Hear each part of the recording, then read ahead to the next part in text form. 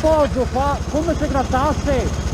C'è qualcosa che gratta quando sono in appoggio sul curvone, non so. Oh, che gratta? Ma non vorrei che capitasse come a Nendi al coso, al Ducati, spaccare fuori tutto.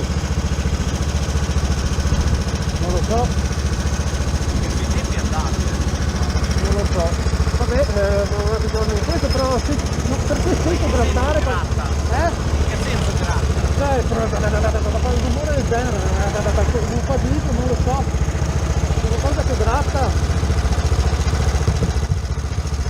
Accelera un po'.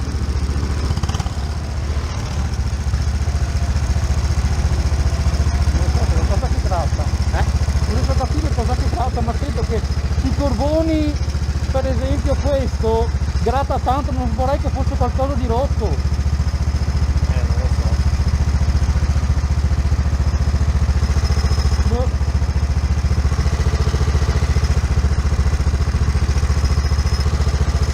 Valuta tu.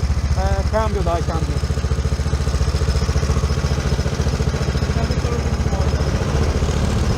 Io non voglio vedere che poi vai finta.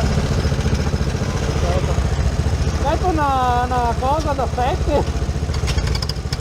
Tanto che si scalda, dai, io.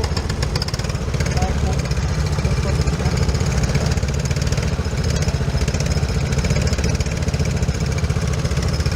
Gaetano, hai una chiave da 7? Grazie. Non lo so. Non vorrei disfare tutto. Non vorrei disfare tutto, quello è il problema, sai com'è? Non so, c'è qualcosa che gratta qua dietro quando sono in appoggio sulle curve a sinistra. Vai perché non è ancora tanta politica. Lo so, però devo spiegare questo. Boh, ma al massimo lo prendi dopo in gara, fai la politica. Ma volevo avere i tempi.